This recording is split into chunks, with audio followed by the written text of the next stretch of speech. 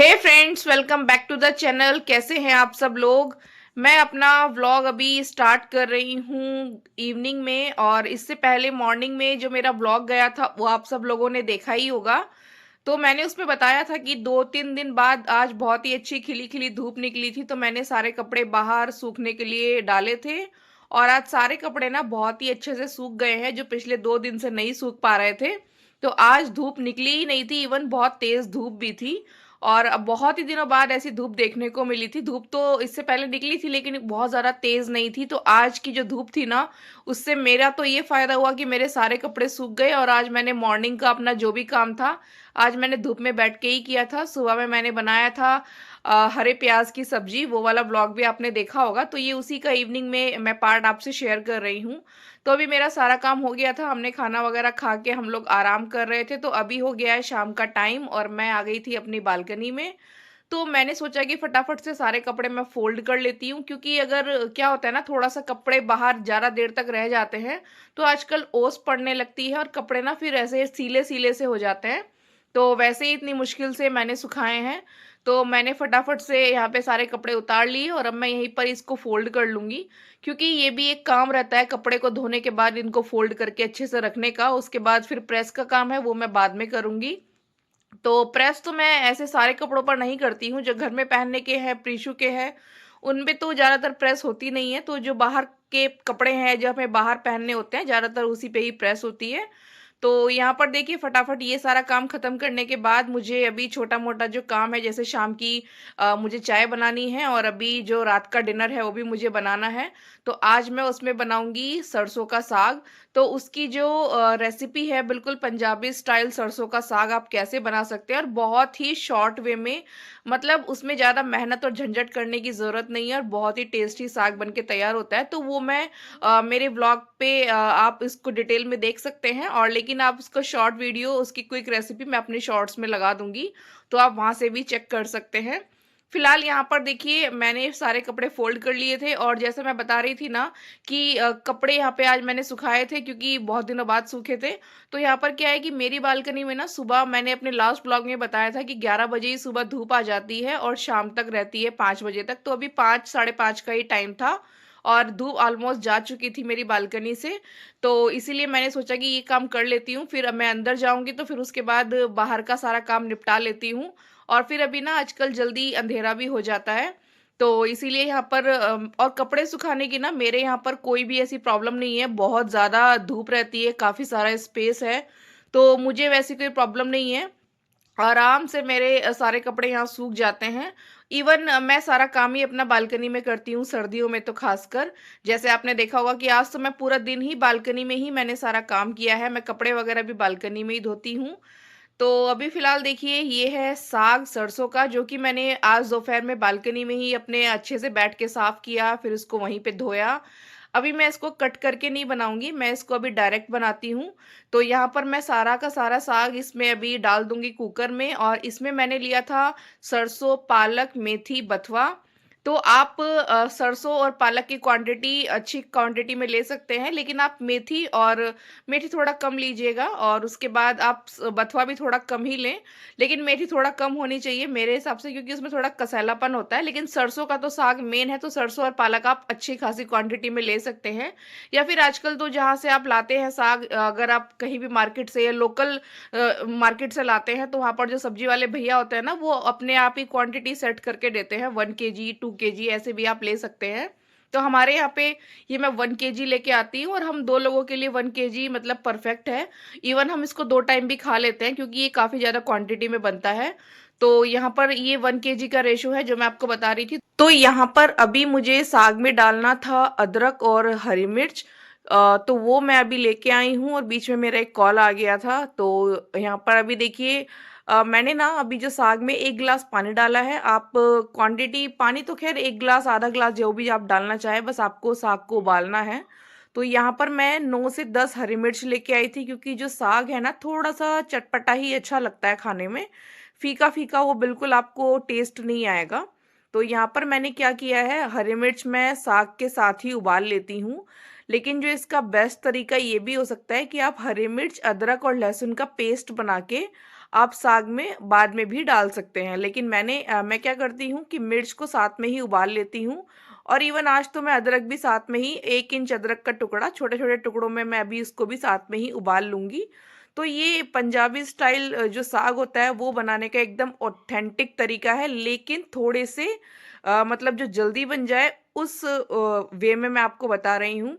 Otherwise आप साग को जैसे सिंपल साग को लाके धो के साफ करके आप उसको छोटा-छोटा कट करके उसके बाद आप उसको कुकर में डाल के पानी के साथ उबाल सकते हैं। और फिर आपको जो लकड़ी की जो मथनी आती है उससे आपको उसको घोटना होता है।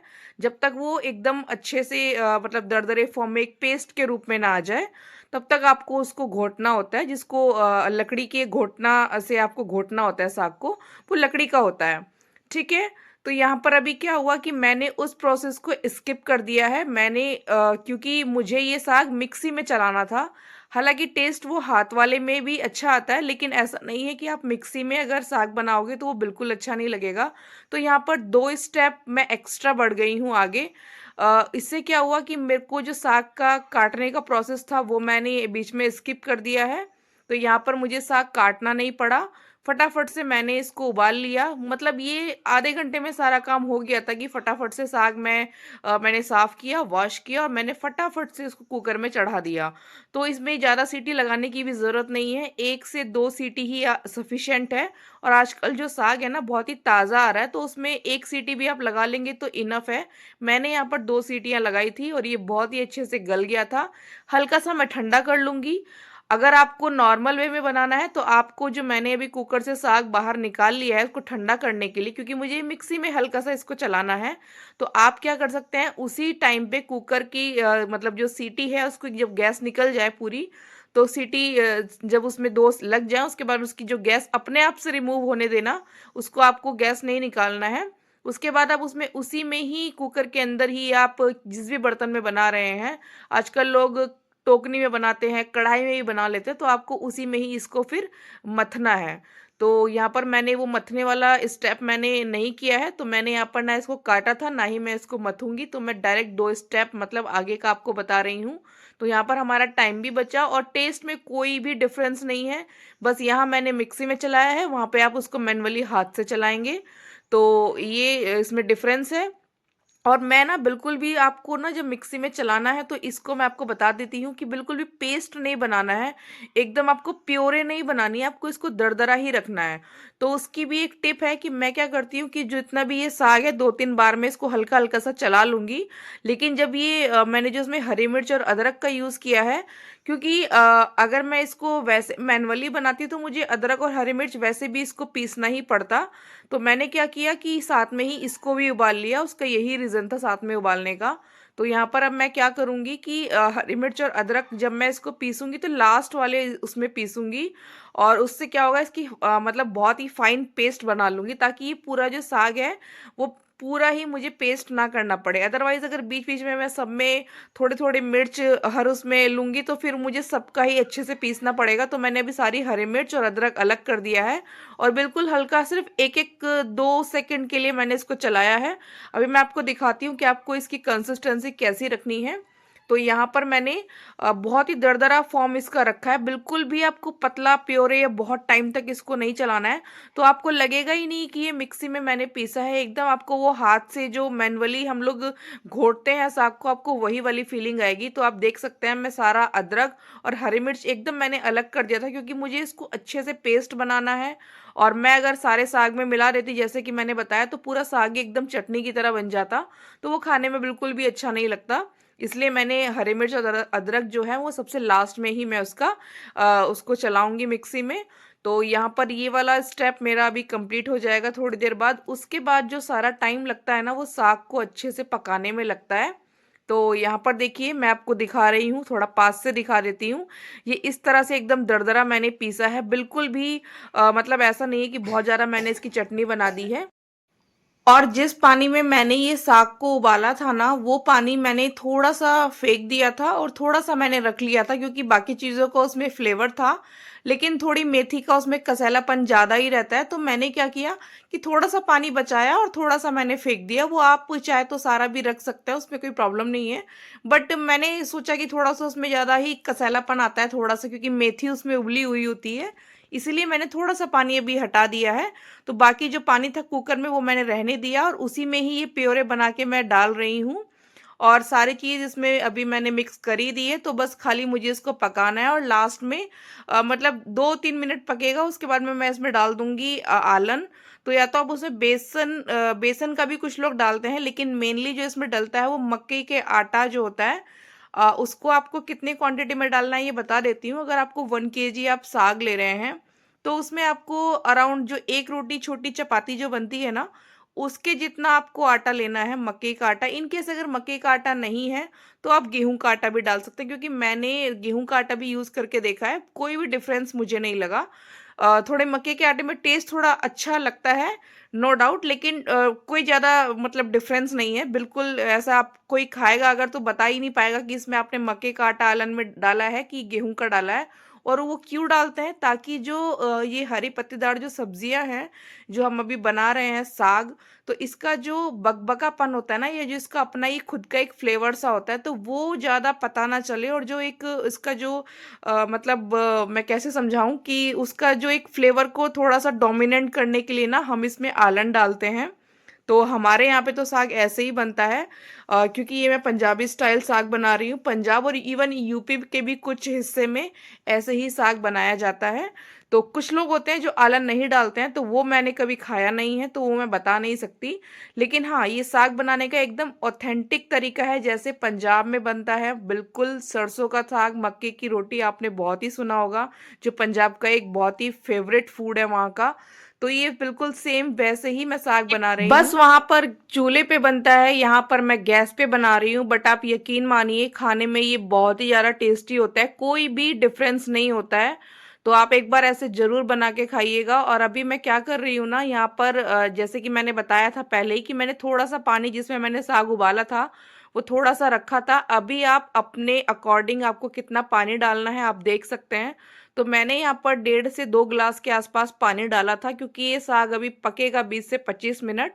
तो उसमें पक पक के ये थोड़ा सा कम भी हो जाता है, तो पानी आपको अच्छी क्वांटिटी में डालना है। मतलब मैंने 2 गिलास के आसपास पानी डाला था। ये 1 केजी साग था, थोड़ा सा पानी इसमें पहले से भी था। तो ये थोड़ा अंदाजे से डालना होता है, एग्जैक्ट मेजरमेंट तो मैं कैसे बताऊंगी आप लोगों को। तो फिलहाल यहाँ पर देखिए साग फटाफट से मेरा भी बन जाएगा, क्योंकि अब इसमें कुछ करना नहीं है। या फिर मैं आपको कहूँ कि आलू गोभी से जल्दी ये साग बन जाता है। बस जो भी मेहनत है ना, इसको साफ करने में है। उसके बाद आपने फटाफट से धोया और कुकर में चढ़ा दिया, क्योंकि कट करने की तो ज़रूरत है ही नहीं। अब ये फटाफट से बस पकता रहेगा, इसी बीच में मैं सारे काम कर लूँगी। यहाँ पर बीच में भी मैं नमक को फिल कर रही थी, थोड़ा ख़त्म हो गया था। और मैं इसी बीच में आटा भी लगा लूँगी, क्योंकि जो ये साग है अपने आप ही ये पकता रहेगा, मुझे इसमें कुछ करना नहीं है। बस अभी मुझे इसमें आलन डालना है, जैसे मैंने बताया अभी। तो मैं यहाँ पर आलन डाल लूँगी और यहाँ पे आपको नमक भी स्वाद अनुसार डाल लेना है। और इसमें ना कुछ भी नहीं डलता है, सिर्फ आप इसमें हरी मिर्च, अदरक और लहसुन का पेस्ट बना के आप इसी स्टेज पर और नमक के साथ वो भी ऐड कर सकते हैं। लेकिन वो मैंने पहले ही पीस लिया था, तो मुझे उसकी भी ज़रूरत नहीं पड़ी। ये मेरा बहुत ही जल्दी बन के तैयार हो गया था। तो अभी बस मैं आलन डाल दूंगी। 2-3 मिनट हो गए थे साग को पकते हुए। इससे क्या होता है ना, आलन डालने से साग में एक बहुत अच्छी थिकनेस आती है। मतलब इससे क्या होगा कि आपको अभी जो साग है ना बहुत ही पानी पानी जैसा दिखेगा, लेकिन जैसे ही आप इसमें ये आलन डालोगे ना, तो इससे आपको साग में एक बाइंडिंग मिलेगी और थोड़ी थिकनेस अच्छी आ जाती है और दिखने में भी बहुत अच्छा लगता है। तो यहाँ पर मैंने थोड़े से मतलब मक्के के आटे को लिया है। मतलब अराउंड 1 रोटी जितना, आप 1 किलो में जितना 1 रोटी का आटा होता है उतना आप ले सकते हो। और उसको अच्छे से पानी में घोल के स्मूथ सा उसका बैटर बना करके आप इसको ऐड करना है। तो मैं ऐड कर चुकी हूँ और ये अभी धीरे धीरे, अभी जैसे मैंने बताया कि 20 से 25 मिनट पकेगा। और ये बहुत ही ज़्यादा खुशबू इसमें से आने लगेगी, आपको पता चल जाएगा कि साग धीरे धीरे पक रहा है। तो मैं आ गई थी अभी किचन में, फटाफट से बना लूँगी रोटी। तो यहाँ पर मैं रोटी अभी बना रही थी गेहूं की। क्योंकि अगर आप मेरे रेगुलर्स व्यूअर्स हैं तो आपको पता होगा कि अभी प्रीशु के पापा की ना नाइट ड्यूटी चल रही है। थोड़ा सा जल्दी ही टाइम से रात में खाना बनाना होता है, नाइट का जो डिनर होता है, क्योंकि फिर ऑफिस जाना रहता है उनको। तो मैं अभी मक्के की रोटी नहीं बना रही हूँ। मैं कल भी ये साग खाने वाली हूँ, तो मैं अपने लिए कल बनाऊँगी मक्के की रोटी, जो सुबह मॉर्निंग में जब मैं अपना लंच करूँगी। तो यहाँ पर क्योंकि साग की क्वांटिटी मैं 1 केजी लाती हूँ, तो मैं 2 टाइम उसको ज़रूर खाती हूँ और साग मेरा ना बहुत ही ज़्यादा फ़ेवरेट है। और अभी तो विंटर्स का टाइम है, तो बिल्कुल भी सब्ज़ी ख़राब नहीं होती है और फ्रिज में रखने की भी ज़रूरत नहीं है, मैं तो इसको बाहर ही अभी रखूँगी। और ये क्योंकि अभी ताज़ा ही बना है, तो मॉर्निंग तक तो ये आराम से चल ही जाएगा, सर्दियों का टाइम है, फ्रिज में रखने की कोई भी ज़रूरत नहीं है। और सुबह ना मैं इसमें तड़का लगा सकती हूँ, जैसे आप उसमें प्याज़ और टमाटर का तड़का लगा लेंगे तो ये और भी ज़्यादा टेस्टी लगेगा, या फिर आप ऐसे ही इसमें खा सकते हैं। और हाँ, एक और चीज़, आप इसमें बिना घी के आप इसको बिल्कुल नहीं खा सकते हैं, क्योंकि वो टेस्ट ही नहीं मिलेगा ना पंजाबी स्टाइल जो अब साग बनाया है मैंने। तो घी ज़रूर डालिएगा। Thanks for watching.